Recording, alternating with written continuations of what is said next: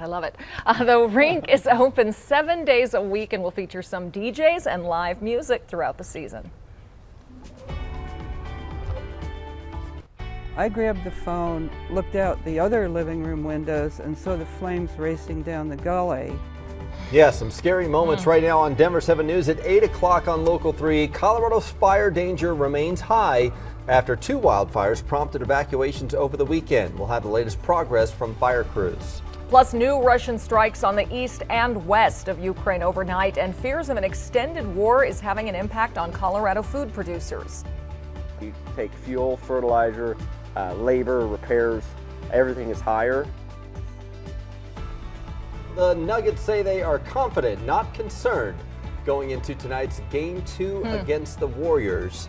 So we're going to hear from NBA MVP finalist Nikola Jokic coming up. Yeah. You guys must win, right? Must win. Yes, well, Game 2. These two have some thoughts on what could help us win. Maybe some fair officials, that fair would be calls. nice. Yes, oh, exactly. It was pretty rough. I don't know. I mean, I'm not. And all the highlights but were Golden State highlights on the broadcast. They were just not Nuggets fans. And Jokic is too sweet to say any of that in his interviews, right? Of course he is. I'll say it for him. Yeah. He's big enough to push people around. That's right. We have what's going to be a pretty gorgeous couple of days. Tonight here in town, we have an Avalanche game. I'll show you what to expect for that. They're at Ball Arena coming up, but right now it's just sunshine, low 30s. It feels like 23. It's pretty chilly out there, but it's going to get a lot warmer here by this afternoon, and tomorrow is going to be even warmer than that. Right now we're looking at low 40s by about 10 o'clock this morning. We'll be a good 20 degrees warmer than that by 3. We'll be in the upper 50s to low 60s by mid-afternoon, and then we'll hit highs closer to 70 a little later today. 70s to the southeast. This is where fire danger is going to be higher, though, again today. Still looking at some pretty warm, dry, and gusty conditions there.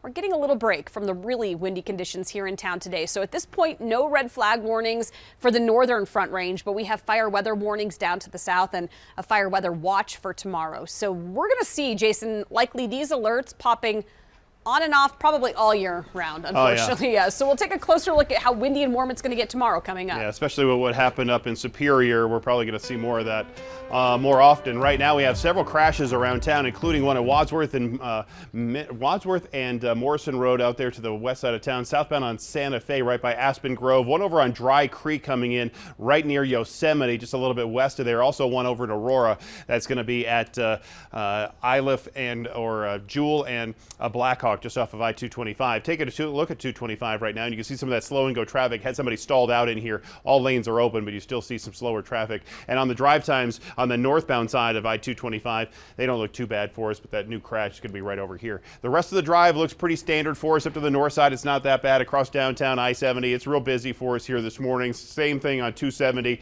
and there's your drive time going into downtown Denver with speeds averaging in the 30s and the 20s, even 10s and single digits downtown. Well, 2 wildfires prompted evacuations over the weekend. We mapped them out for you right here. The Duck Pond fire near Glenwood Springs and the 37E fire north of Lyons. We'll get an update on the Duck fire later this morning. At last check, it has burned 89 acres and is 60% contained. The only damage so far has been some burned picnic tables and fencing at some recreation sites.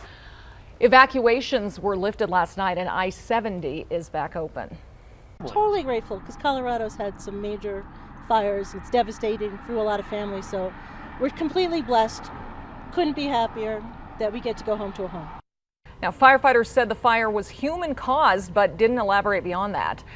Firefighters in Larimer County say the 37E fire near Lyons is 100% contained after burning 114 acres. All evacuations in the Blue Mountain area were lifted yesterday afternoon. No structures were lost. Well, this morning, deadly airstrikes are being reported in the western part of Ukraine, impacting an area in and around the city of Lviv. Meanwhile, Russian forces are hammering the southern port city of Mariupol. That's where a few thousand Ukrainian soldiers have been holding off Russia's advances in a steel plant.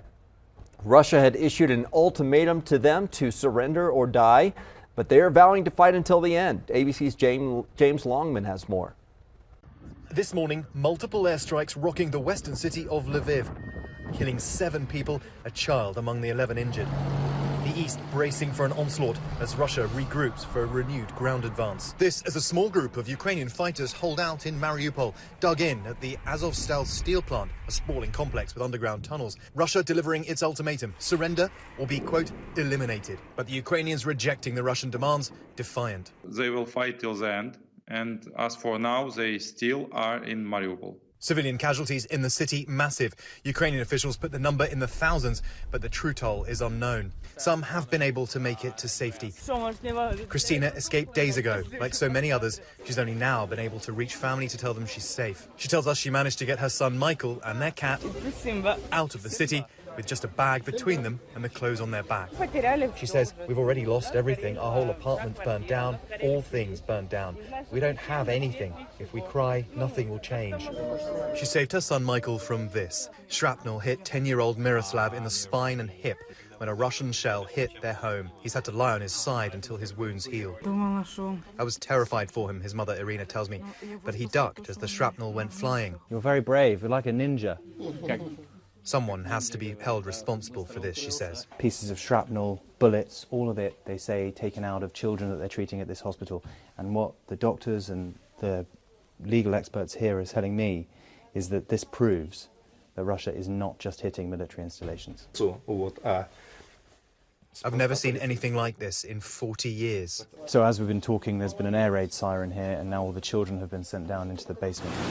With the Russian offensive turning east, Ukraine's second largest city, Kharkiv, has been pummeled by Russian bombardments. President Zelensky says that in the past few days, 18 civilians have been killed in the attacks. He called the offensive nothing but deliberate terror. We're all waiting for this major ground invasion by Russia to start here in the east, but one doctor told me, as far as he's concerned, it's already begun in this region. He's seeing more and more kids turn up to this hospital with injuries every day. James Longman, ABC News in Zaporizhia, Ukraine. Youth violence is a big concern for cities here in Colorado. Today, Aurora will look at ways to make the streets safer for our kids. Denver 7's KRISTIAN Lopez is live from police headquarters with how the city may expand on a violence prevention plan. And they put this plan together after they collected input from the community when it comes to what people's biggest concerns are and what they want to see done. The Youth Violence Prevention Program team actually did an assessment back in 2021, and they've been working to put together this strategic plan. So youth, parents, and others in Aurora actually ranked the type of violence they believed was impacting the city the most. Gang, domestic, and gun violence were among the top 3. Tonight, city leaders will look over the plan that targets youth ages 10 to 24. It'll focus on prevention and intervention, especially among those who are in high-risk communities, those who are showing at-risk behaviors, and youth who have re-entered the community after being in custody. So tonight, city leaders will be looking over the plan, and they'll figure out if they will be bringing it to the next city council meeting. Live in Aurora this morning, I'm KRISTIAN Lopez, Denver 7. Thank you, Christian. A friendly reminder that taxes are due today. If you've waited until the last minute, you're definitely not alone, but you do need to take some action today. Yeah, if you need more time, you can file for an extension, but that's just for the paperwork. The IRS still expects payment by midnight tonight. You'll have to estimate your tax liability and make a payment. If you can't pay all at once, you do have some options. The taxpayer's financial situation is very, very complicated at this time. They don't have money to pay this. They should definitely contact the IRS and arrange for a payment plan so they can pay in installments. You can also create an online account with the IRS to make your own payment arrangement. For those of you expecting a refund and filing online, the IRS says it should take about 3 weeks for the money to reach your account.